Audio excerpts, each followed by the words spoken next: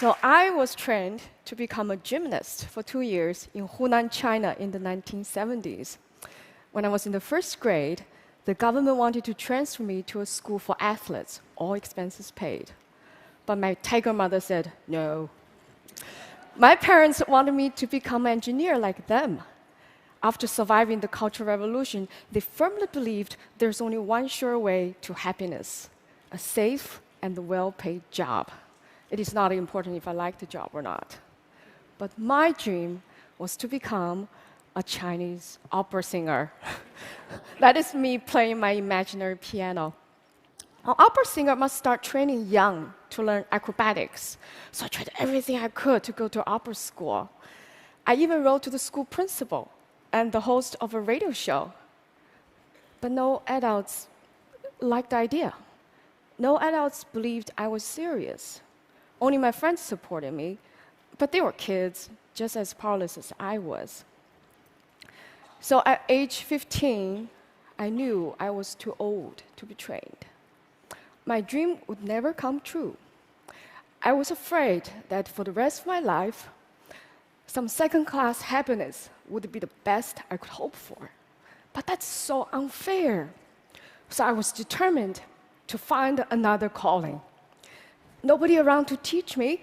Fine, I turned to books. I satisfied my hunger for parental advice from this book by a family of writers and musicians. I found my role model of an independent woman when Confucius tradition requires obedience. And I learned to be efficient from this book. And I was inspired to study abroad after reading these. I came to US in 1995. So which books did I read here first? Books banned in China, of course. The Good Earth is about Chinese peasant life. That's just not convenient for propaganda. Got it? The Bible is interesting, but strange. That's a topic for a different day. But the fifth commandment gave me epiphany.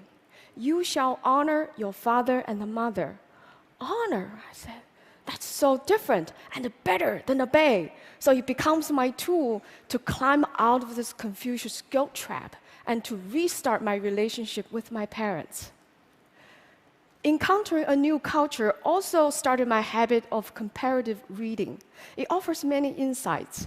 For example, I found this map out of place at first because this is what Chinese students grew up with. It had never occurred to me, China doesn't have to be at the center of the world. A map actually carries somebody's view. Comparative reading actually is nothing new.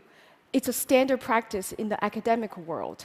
There are even research fields such as comparative religion, comparative literature. Compare-contrast gives scholars a more complete understanding of a topic. So I thought, well, if comparative reading works for research, why not do it in daily life too? So I started reading books in pairs. So they can be about people who are involved in the same event or friends with shared experiences. I also compare the same stories in different genres or similar stories from different cultures, as Joseph Campbell did in his wonderful book. For example, both the Christ and the Buddha went through 3 temptations. For the Christ, the temptations are economic, political, and spiritual. For the Buddha, they're all psychological: lust, fear, and the social duty. Interesting. So if you know a foreign language, it's also fun to read your favorite books in 2 languages. Instead of loss in translation, I found there's much to gain. For example, it's through translation that I realized happiness in Chinese literally means fast joy. Woo. And bride in Chinese literally means new mother. Uh-oh. Books have given me a magic portal to connect with people of the past and the present.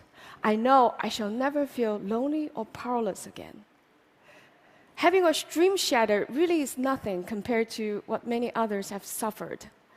I have come to believe that coming true is not the only purpose of a dream. Its most important purpose is to get us in touch with where dreams come from, where passion comes from, where happiness comes from. Even a shattered dream can do that for you. So because of books, I'm here today, happy, living again with a purpose and clarity most of the time. So may books be always with you. Thank you. Thank you. Thank you.